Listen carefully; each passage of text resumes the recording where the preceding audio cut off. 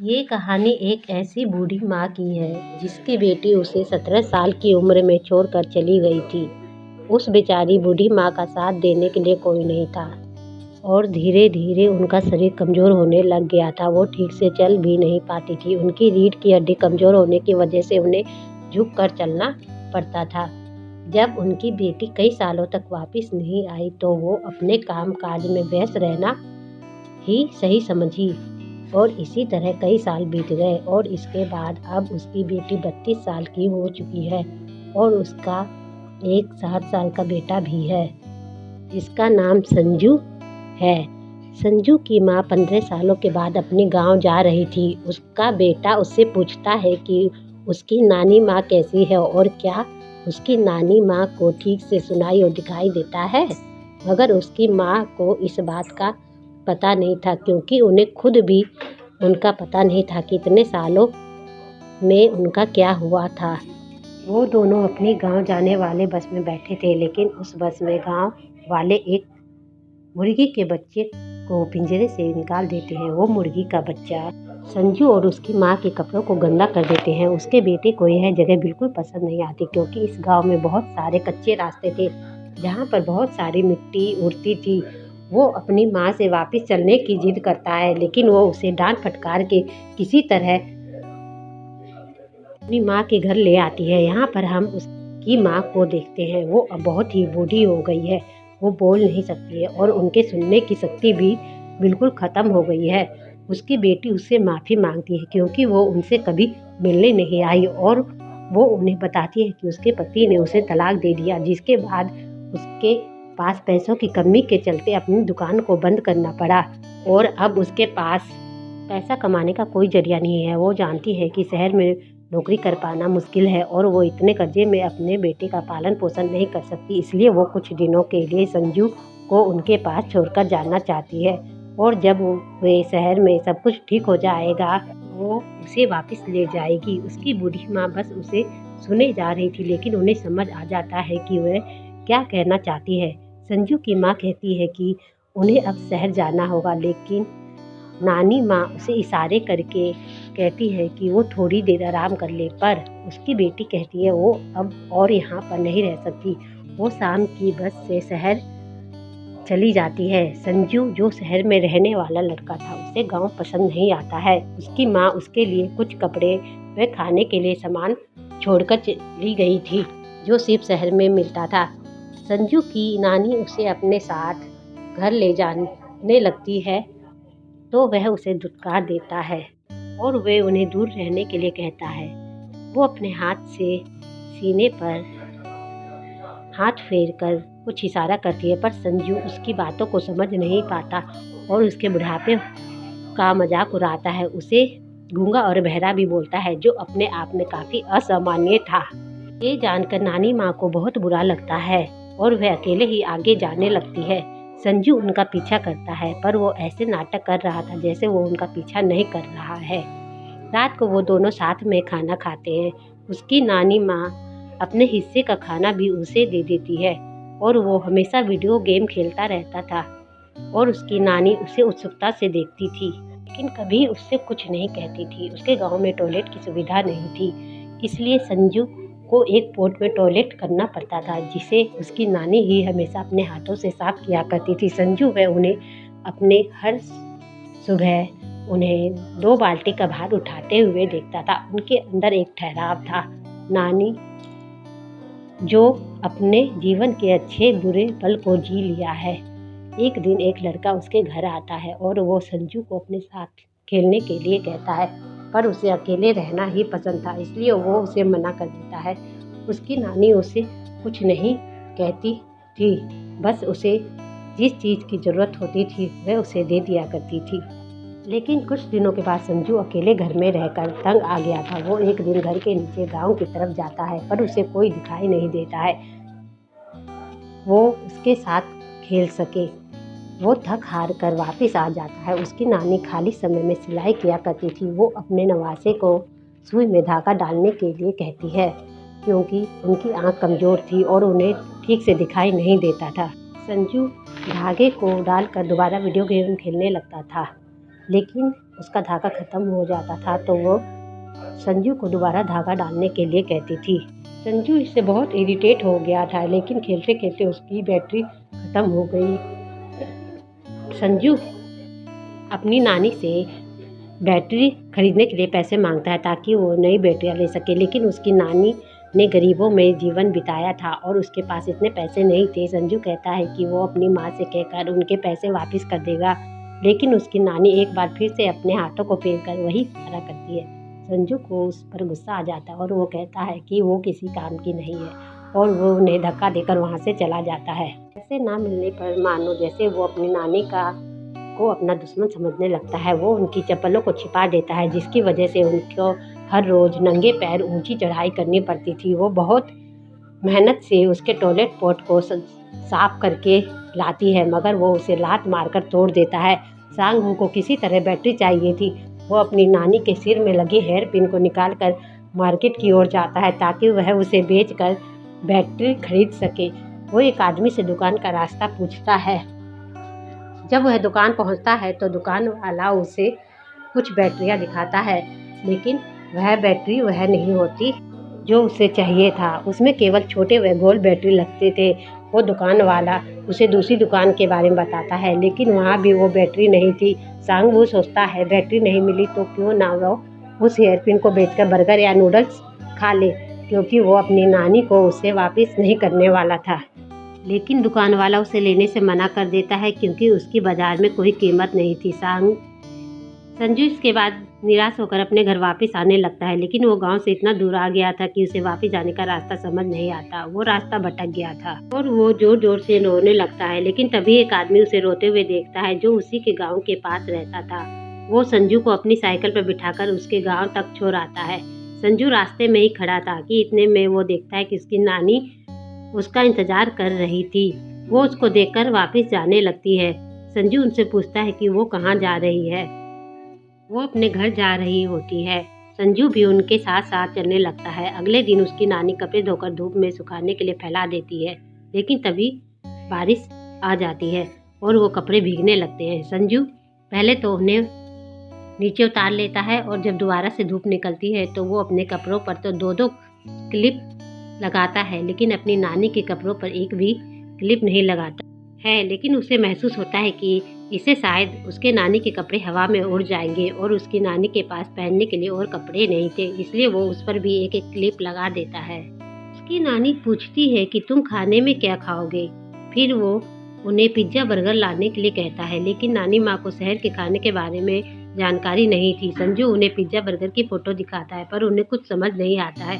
आखिर में वो मुर्गे की आवाज़ निकालकर उन्हें फ्राइड चिकन लाने के लिए बोलता है। उसकी नानी तुरंत ही कुछ खरबूजे लेकर शहर की ओर निकल जाती है, क्योंकि उसे बेचकर वो उसके लिए चिकन लाने वाली थी। जब नानी माँ बाजार से वापस आती है तो वो भीग जाती है, फिर भी वो उसके लिए चिकन बनाती है और संजू नानी माँ का इंतजार करते करते सो गया था। नानी उसे उठाती और कहती है वो उसका मनपसंद खाना बनाई है और उसे चिकन परोस देती है, लेकिन वो उसे पसंद नहीं आता है क्योंकि उसे तो चिकन का फ्राइड चिकन चाहिए। वो रेस्टोरेंट में मिलता है, लेकिन वो चिकन उबला हुआ था।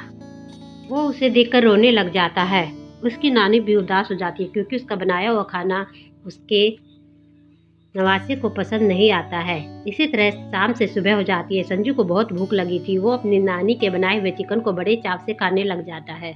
वो देखता है कि उसकी नानी लेटी हुई है। दरअसल उन्होंने भी कल रात से खाना नहीं खाया था। जब वो उसके पास आता है तो उन्हें बहुत तेज बुखार हो गया था, क्योंकि जब वो बाजार से वापस आ रही थी तो बारिश में भीग गई थी। वो उनके सिर पर एक पट्टी रखता है ताकि उनका बुखार जल्दी से उतर जाए और उन्हें कल रात का खाना गर्म करके देता है। वो देखता है कि उसकी नानी ने अपने सिर में उस हेयर पिन की जगह एक चम्मच को मोड़कर लगाया है। ये देखकर संजू उनकी हेयर पिन को वापस कर देता है। इसके बाद वो गांव के नीचे एक मैदान में आता है। वहाँ पर वो देखता है कि एक लड़की खाने के पैकेट को इकट्ठा करके घर घर वाला खेल खेल रही होती है। वो उस लड़की को पसंद करने लग जाता है और अगले दिन वो और उसकी नानी बाजार जाते हैं, क्योंकि नानी अपने घर में बनाए हुए खरबूजों को बाजार में बेचकर थोड़े पैसे कमाया करती थी। उस दिन बाजार जाने वाली बस का इंतजार करते हैं, लेकिन वो बस नहीं आती और उन्हें पैदल ही बाजार तक जाना पड़ता है। उसकी नानी बाजार में खरबूजों को बेचने लगती है। संजू दीवार के पीछे खड़ा होकर उन्हें देख रहा था और ये दृश्य अपने आप में ही दिल को छूने वाला है। उसकी नानी खरबूजों को नहीं बेच पाती, लेकिन उन्होंने कुछ पैसे बटोर लिए थे। वो संजू को नए जूते दिलवाती है और उन्हें एक अच्छा होटल में उनका मनपसंद खाना खिलवाती है, लेकिन वो खुद पैसे बचाने के लिए सिर्फ पानी पी रही थी। वहाँ पर संजू एक दुकान देखता है जहाँ पर हर तरह की बैटरी मिलती थी, पर उसे पता था कि सारे पैसे खर्च हो चुके हैं, इसलिए वो जिद नहीं करता। इसके बाद वो अपने घर के लिए निकलने लगते हैं। नानी माँ को घर जाने वाली बस नहीं मिल रही थी, लेकिन बस का कंडक्टर उन्हें आवाज़ लगाता है और सही बस पकड़ने में उनकी मदद करता है। वो नानी माँ को बताता है कि उसके दोस्त के पैरों में बहुत दर्द रहता है, इसलिए वो एक बार जाकर उनसे मिल आए। नानी अपनी सहेली से मिलने जा रही थी। वो संजू से इशारा में पूछती है कि तुम्हें क्या खाना है। वो एक लड़के को चोको पाई खाते हुए देखता है और उसको भी वही खाना था। नानी माँ उस लड़के के फेंके हुए चोको पाई के रेफर को उठा लेती है, क्योंकि उन्हें नहीं पता था कि उन्हें दुकान पर जाकर क्या कहना है। वो अपने दोस्त के पास आती है और उनका समाचार पूछती है। वह उनके तबीयत के बारे में पूछती है। वह बूढ़ी औरत अपनी बीमारी से बहुत परेशान रहती थी। नानी माँ उन्हें वो रेफर दिखाती है और वो उनके लिए 6 चोको पाई पैक कर देती है। बदले में नानी उन्हें पैसे देती है, लेकिन वो औरत पैसे लेने से मना कर देती है, पर बदले में नानी उसे कुछ खरबूजे देती है। वो औरत उन्हें कहती है कि कभी मौका मिले तो वो दोबारा मिलने आए, इससे पहले कि हम दोनों में से पहले कोई मर जाए। यह सुनकर नानी थोड़ा मुस्कुराती है और वहाँ से चली जाती है। वो जब बस में दोबारा जाती है तो उस बस में सांगबू उसी लड़की के साथ बैठा होता है। वो अपनी नानी से कहता है कि वो अकेले ही जाएगा, इसलिए वो उनके साथ ना आए। उसकी नानी बस के बाहर ही खड़ी थी। वो संजू से कहती है कि बचे हुए खरबूजे वापस ले जाए, क्योंकि उनका वजन बहुत ज़्यादा था, लेकिन संजू उसे अपने साथ ले जाने से मना कर देता है। इतनी देर में वो बस चल पड़ती है और नानी माँ पीछे रह जाती है। संजू उस लड़की के साथ बैठा तो होता है, लेकिन वो लड़की उससे बात नहीं करती, बल्कि वो अपने दोस्त से बात कर रही होती है। संजू अपने घर पहुंच गया था। वह अपनी नानी का इंतज़ार कर रहा था, लेकिन काफ़ी देर इंतज़ार करने के बाद वो नहीं आई थी। वो बस स्टैंड पर जाता है। वहाँ आते जाते कई बस को देखता है, पर उसकी नानी उसे नहीं दिखाई देती।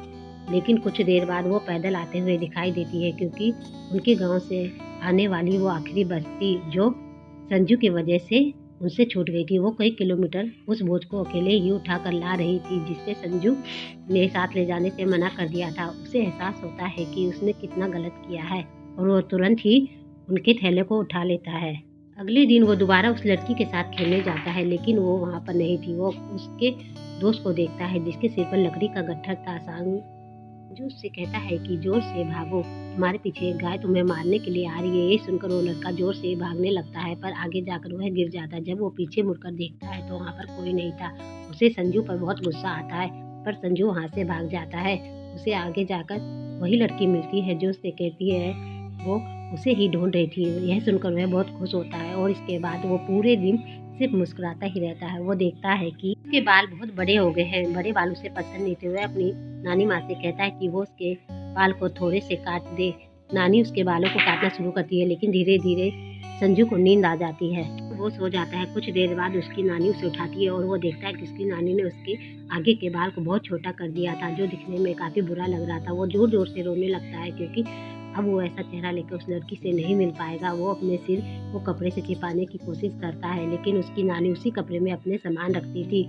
वो दोनों एक बीमार आदमी के पास आते हैं। ये वही आदमी था जिसने संजू के खो जाने पर घर पहुंचाया था। वो आदमी कहता है कि अब उसे मर जाना चाहिए, क्योंकि वो सिर्फ अपने आसपास के लोगों को तकलीफ दे रहा है। नानी उन्हें हौसला रखने के लिए कहती है और कुछ उन्हें खाने का सामान देती है और उन्हें उनकी अच्छी सेहत के लिए प्रार्थना करती है। संजू अपने सारे खिलौने लेकर बाजार जाता है। उसकी नानी उसे लिफाफे में उसका वीडियो गेम देती है, पर वो उसे लेने से मना कर देता है, क्योंकि उसमें बैटरी नहीं थी। पर फिर भी नानी के बैग में रख देती है। वो अपने सारे खिलौने बेचकर एक बड़ा सा सफ़ेद रंग का भालू लाता है। घर आते वक्त जब वो रास्ते में एक ढलान देखता है तो वो अपनी हाथ गाड़ी से फिसल नीचे आने की सोचता है, लेकिन ये खेल उसे बहुत भारी पड़ता है और वह गिर जाता है। उसके पैर छिल जाते हैं और उसके पैरों से खून निकलने लग जाता है। जब वह आगे रास्ते में जाता है तो उसके पीछे एक गाय भागने लग जाती है, लेकिन वो लड़का उसे बचा लेता है, जिससे पिछली बार उसने परेशान किया था। संजू को जो वीडियो गेम नानी माँ ने दिया था, जब वो उसे खोलता है तो उसके अंदर कुछ पैसे थे ताकि वो वीडियो गेम की बैटरी खरीद सके। उसे देखकर संजू बिल्कुल रोने जैसा हो जाता है। वो अपने घर जाने लग जाता है और जब वो अपनी नानी को देखता है तो उसका इंतज़ार ही कर रही थी उन्हें देखकर वो अपने आंसुओं को रोक नहीं पाता और उनके पास जाकर रोने लगता है। अब संजू भी अपनी नानी माँ को पसंद करने लगा था। नानी उसे एक लेटर दिखाती है जो उसकी माँ ने उसके लिए भेजा था। उसकी माँ ने लिखा था कि वो कुछ ही दिनों में उसे लेने आने वाली है। संजू अपनी नानी को लिखना सिखाता है क्योंकि वो बोल नहीं सकती। वो लिखने की पूरी कोशिश करती है लेकिन वो लिख नहीं पाती है। संजू यह सोचकर रोने लग जाता है कि कभी वो बीमार हुई तो उसे कैसे पता चलेगा। वो उन्हें कहता है कि अगर वो उन्हें खाली पेज भी भेज देगी तो वह समझ जाएगा और उनके पास तुरंत ही आ जाएगा। उस रात संजू सोता नहीं है। वो कार्ड पर कुछ मैसेज लिखता है ताकि जब भी वो बीमार हो जाए तो उनकी नानी माँ सिर्फ कार्ड को भेजकर उन्हें बता सके। अगली सुबह उसकी माँ उसे लेने के लिए आती है। वो नानी माँ को अपना ध्यान रखने के लिए कहती है और वो कहती है अगली बार जब वो आएगी तो उनके लिए गर्म कपड़े भी लेकर आएगी। वो संजू से कहती है कि क्या तुम अपनी नानी माँ से कुछ कहना चाहोगे, लेकिन वो कुछ नहीं बोलता और वो जाते जाते उन्हें कार्ड्स दे देता है। उसकी नानी खिड़की के शीशे पर हाथ मारकर उसे बुलाती है लेकिन संजू उन्हें अनदेखा करने की कोशिश करता है क्योंकि वो नहीं चाहता कि उसके जाने के बाद उसकी नानी उसे याद करके परेशान हो जाए। जैसे ही बस आगे जाने लगती है वो तुरंत ही पीछे की ओर भागकर उन्हें अपना हाथ फेरकर इशारा करता है। संजू अपनी नानी से प्यार करने लगा था लेकिन शायद उसकी नानी की किस्मत में अकेला रहना ही लिखा था। इसके बाद नानी अपने उसी घर में अकेले चली जाती है और फिर वो वहीं रहती है। यहीं पे कहानी अंत होती है। धन्यवाद। यदि आपको कहानी पसंद आई तो चैनल को सब्सक्राइब कर दें और वीडियो को लाइक कर दें।